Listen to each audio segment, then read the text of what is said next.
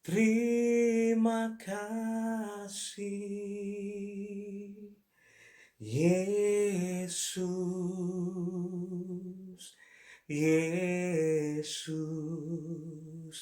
Terima kasih, hanya anugerah-Mu buat hidupku sekarang.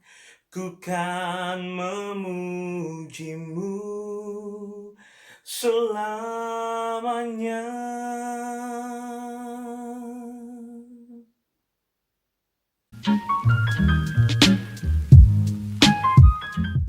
Shalom Bapak Ibu Saudara yang terkasih dalam kasih Yesus Kristus Tuhan. Berjumpa lagi dengan saya Rian Angelo Gumogar dalam sebuah program renungan pribadi TKAB. Tahu, kenali, alami, dan bagikan. Saya mengucapkan banyak-banyak terima kasih buat Bapak Ibu Saudara yang sudah mendukung channel YouTube ini dengan mensubscribe, like, komen, dan juga share video-video di channel YouTube ini. Doa saya tidak hanya kita yang diberkati Tuhan, namun melalui kehidupan setiap kita, melalui media sosial setiap kita jadi berkat bagi banyak orang, sehingga nama Tuhan Yesus yang dipermuliakan. Bapak Ibu Saudara yang terkasih dalam kasih Yesus Kristus Tuhan, tidak terasa sudah 6-7 bulan ini kita menjalani kehidupan new normal dengan mengikuti protokol kesehatan yang sudah ditetapkan oleh pemerintah. Namun kalau saya renung-renungkan, pandemi COVID-19 ini tidak selalu dan melulu membawa hal yang negatif, tapi pandemi COVID-19 ini juga membawa hal-hal yang positif, seperti contohnya kehidupan rumah tangga, suami, istri, anak-anak, karena kita sudah dihimbau untuk tidak keluar rumah kalau tidak penting-penting banget. Akhirnya rumah menjadi home sweet home, yang tadinya rumah hanya menjadi tempat tidur, tempat peristirahatan. Akhirnya setiap kita lebih sering banyak berkumpul di rumah, walaupun anak-anak ada di kamar dengan kegiatannya sendiri, main games dan menjalankan hobi kegiatan mereka. Bapak-bapak lebih sering ada di ruang tengah, di ruang keluarga untuk menonton TV, melihat berita. Ibu-ibu lebih banyak di dapur dengan mencoba resep-resep yang baru yang ditonton di YouTube channel Masak Memasak. Tapi akhirnya kita keluarga lebih sering berkumpul di rumah. Lalu hal-hal positif apalagi yang bisa kita dapat dalam pandemi COVID-19 ini? Yaitu kita bisa menggali potensi-potensi yang terpendam dalam diri kita. Seperti bapak-bapak yang tadinya hampir per berapa bulan harus panggil jasa tukang cuci AC di rumah, akhirnya dengan kekuatan tenaga dalam bapak-bapak harus cuci AC-nya sendiri. AC di kamar anak, AC di ruang tamu, akhirnya dicuci sendiri. Akhirnya bisa juga walaupun hasilnya nggak maksimal. Lalu ada bapak-bapak yang juga akhirnya sering membantu istrinya, ada yang membantu nyuci, ada yang akhirnya bantu masak, ya kan? Seperti sebuah kisah seorang suami istri pengen coba resep baru. Bapak Ibu, masaknya sih nggak susah, cuma masak tempe orek. Akhirnya karena istri banyak cucian dan juga setrikaannya menumpuk, akhirnya istri dari ruang tempat dia setrika memberi guide kepada suaminya yang ada di dapur yang jaraknya nggak terlalu jauh. Mereka lagi masak tempe orek, ya kan? Diinstruksikan sama si istrinya, "Pak, jangan lupa garam." Garam suami tahu lah, ya kan? Semua orang tahu garam. Dicicipin dulu, jangan sampai keasinan. Kalau kurang garam nggak enak. "Oke, selanjutnya apa lagi, mah? Masukin laos." Suaminya bilang, "Laos yang mana?" "Itu yang mirip jahe tapi agak bulat-bulat, bunder-bunder, agak mengkilat." Oh, bapak-bapak cari. Kalau jahe, bapak-bapak biasanya tahu, kan sering minum susu jahe, ya kan? "Oh, lengkuas yang ini." "Oke, lengkuas udah dimasukin." Instruksi terakhir sebelum masakan selesai, "Pak, jangan lupa dikasih salam." Lah, bapak-bapak bingung, kasih salam. Kasih salam mah, iya kasih salam, jangan lupa. Ya udahlah, daripada bapak-bapaknya ribut sama istrinya, ya kan, mendingan ya udahlah, dia udah nggak nanya-nanya lagi. Akhirnya dia deketin wajahnya ke wajah, terus dia bilang shalom. Maksudnya kasih daun salam, ya kan, pengertian dikasih salam, dikasih shalom, ya kan. Bapak Ibu, terus ibu-ibu juga punya potensi-potensi terpendam, apa? Masak kue, ya kan, masak masakan, bikin minuman, semuanya lihat di YouTube channel, ya kan. Dicoba-coba, ya tadinya gosong, kuenya bantet. Kalau buat nimpuk, ya kan, orang-orang bisa benjol karena kuenya bantet, kurang ngembang. Akhirnya jadi sekarang kuenya enak, bahkan ada yang coba-coba dijual, ya kan, Bapak Ibu. Lalu apalagi ibu-ibu biasanya potensi terpendam? Cukur rambut. Nih, rambut saya udah hampir 3 bulan lebih istri saya yang selalu potongin ya kan. Yang tadinya kita karena waspada ya kan harus physical distancing, takut droplet segala macam, jaga jarak ya kan, sampai akhirnya ujung-ujungnya untuk mengirit ya kan. Jadi karena potong rambut sendiri ya kan, sebulan bisa ngirit 60 sampai 120 ribu per bulan, lumayan bisa beli kuota internet ya kan, nonton YouTube channel Rian Gumogar ya kan. Ya kan Bapak Ibu, akhirnya dipotongin saya sama istri saya. Mau lihat buktinya nih, saya kasih lihat barang buktinya. Tapi ngomong-ngomongin masalah cukur rambut, Bapak Ibu, saya jadi teringat sebuah kisah yang memberkati. Mungkin Bapak Ibu sudah sering dengar kisah ini, tapi saya mau ceritakan kisah ini ulang kepada Bapak Ibu. Jadi ada seorang hamba Tuhan, seorang pendeta datang ke tukang cukur rambut untuk mencukur rambutnya. Akhirnya pendeta itu datang ke tukang cukur rambut, mulailah rambut Pak pendeta ini dicukur oleh sang tukang cukur rambut, yang pada saat itu kebetulan bahwa sang potong rambutnya ini, tukang cukur rambutnya inilah seorang ateis. Akhirnya dia ngobrol, biasalah bapak-bapak kalau potong rambut pasti ngobrol apa juga diobrolin. Pasti bapak-bapak kalau potong rambut rata-rata deh kebanyakan pasti ngobrol. Akhirnya tukang cukur rambutnya yang buka pembicaraan lah.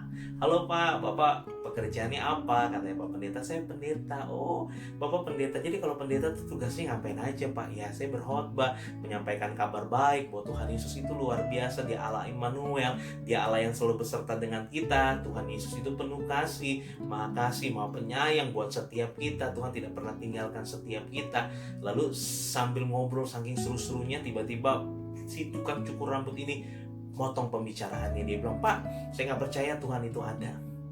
Pak Pendeta kaget, tapi dia takut rambutnya nanti jadi jadi somplak ya kan, dicukurnya nggak benar. Akhirnya dia tanya dengan lembut, kenapa Bapak bilang Tuhan itu nggak ada? Padahal Pak Pendeta udah ngubu-ngubu, Tuhan tuh baik, Tuhan tuh luar biasa, dahsyat, God is good all the time God is good, udah segala macam. Dia bilang Tuhan itu nggak ada Pak, mana Tuhan?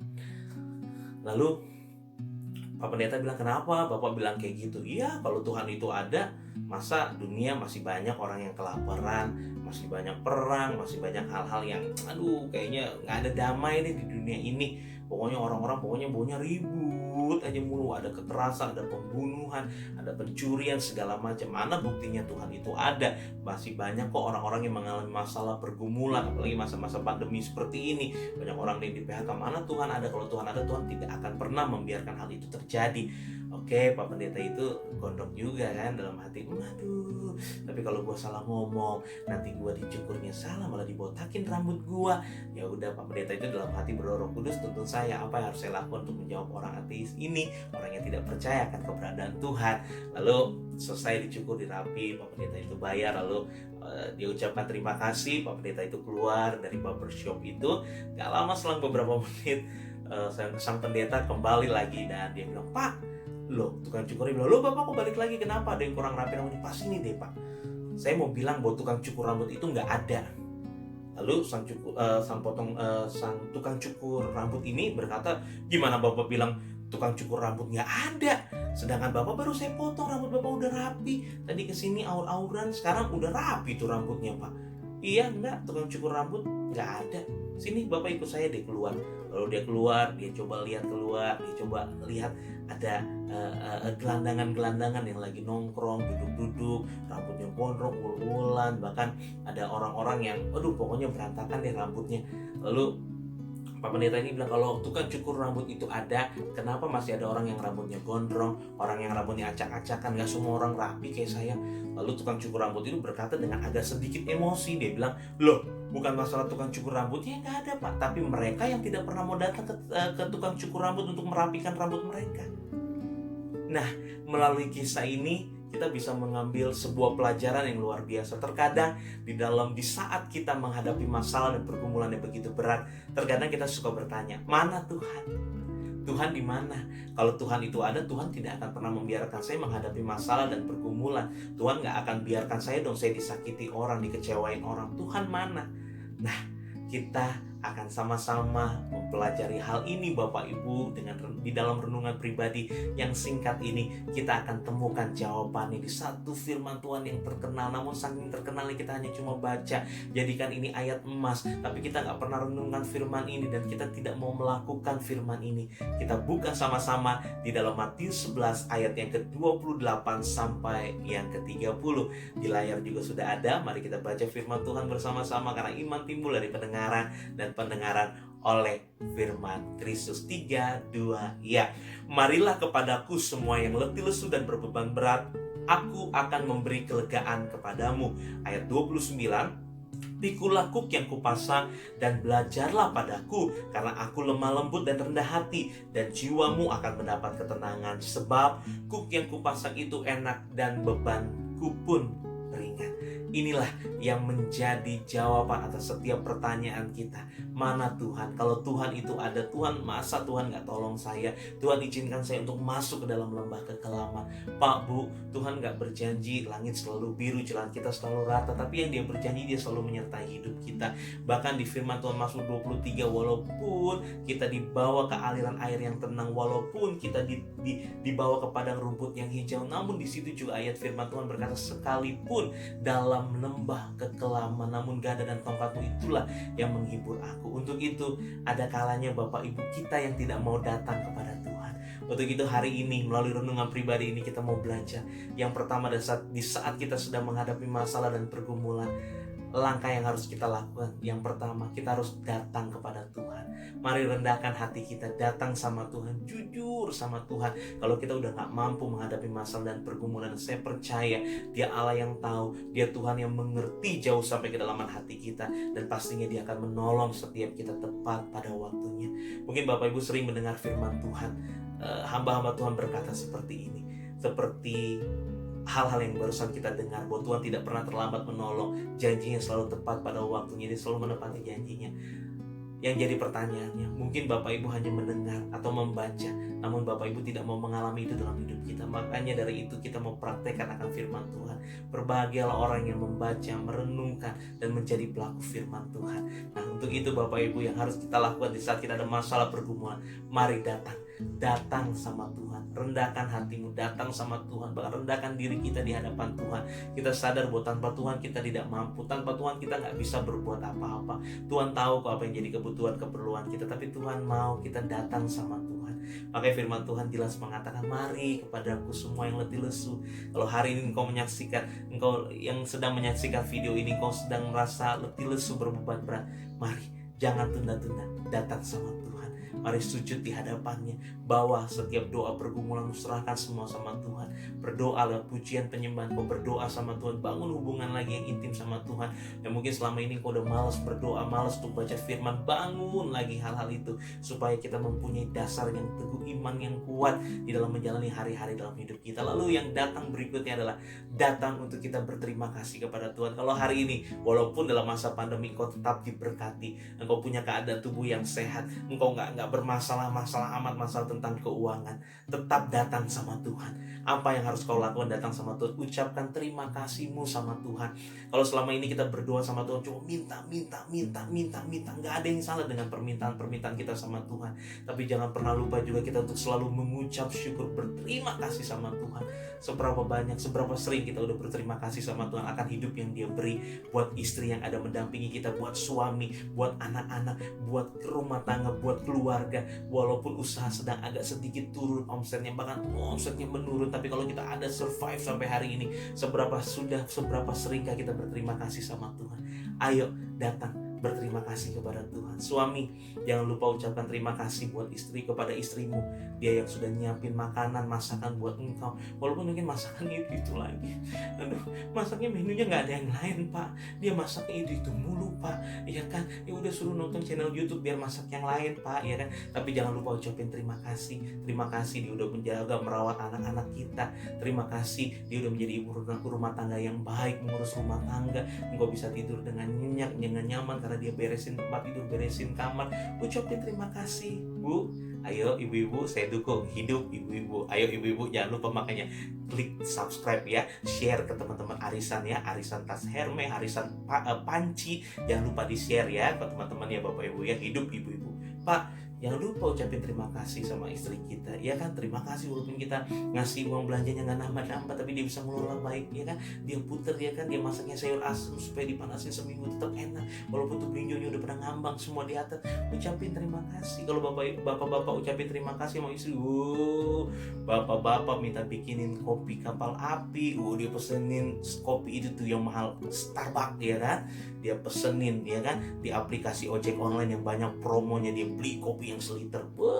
Tapi kalau bapak-bapak udah dibikinin kopi, ngoceh mulutnya, boro-boro ngomong ngomong I love you, terima kasih aja nggak pernah ngomong sama istrimu, ya kan? Akhirnya bapak-bapak minta bikinin kopi kapal api, dikasih kapal perang, ya kan? Bukan pakai gula, dikasih garam, Pak, ya kan? Istri-istri juga jangan lupa ucapin terima kasih sama suami. Mungkin dia capek, dia bekerja, dia lelah, mungkin di kantor ketemu hal-hal yang ini, ucapin aja terima kasih buat segala sesuatu yang dia udah lakukan dalam hidupnya, ya kan? Sebagai kepala rumah tangga, banyak hal dia tanggung jawab sama istri, sama anak-anak. Ucapin terima kasih. Orang tua, anak-anak juga ucapin terima kasih sama papa mamamu. Jangan lupa, ya kan? Biar gimana pun papa mama berjuang supaya engkau masih bisa sekolah, engkau bisa pendidikan yang luar biasa. Terima kasih dengan ucapanmu, terima kasih. Terima kasih juga tunjukkan dengan prestasi sekolah yang benar, belajar yang benar. Jangan belajar seenak-enak semau-maunya aja, mentang-mentang belajar di rumah.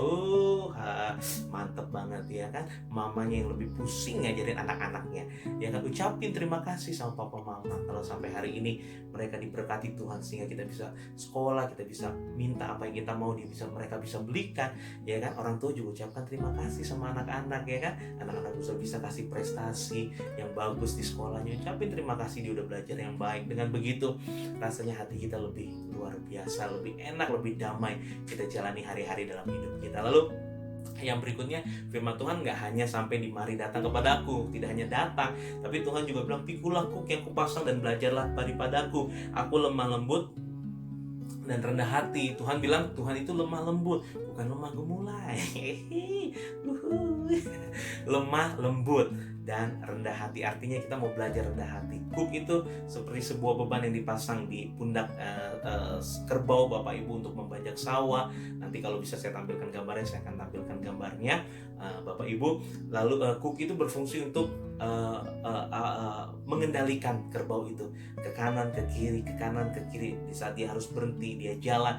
Jadi artinya kita harus datang sama Tuhan. Setelah kita datang sama Tuhan, kita mau dituntun langkah kita sama Tuhan, kita mau izinkan Tuhan untuk menentukan arah tujuan kehidupan kita. Betul kita punya planning untuk kedepannya, betul, gak ada yang salah, karena Tuhan juga beri kita kepintaran, beri kita hikmat. Namun jangan lupa kita datang sama Tuhan, serahkan semuanya, kita tanya sama Tuhan, biar Tuhan yang tuntun langkah kita, langkah-langkah kedepannya untuk bisnis, untuk pekerjaan, untuk usaha atau perdagangan, biar dia yang senantiasa menuntun setiap langkah kita. Jadi kita harus belajar untuk kita menjadi orang yang lemah lembut dan rendah hati untuk mau diajar sama Tuhan, untuk mau dituntun sama Tuhan.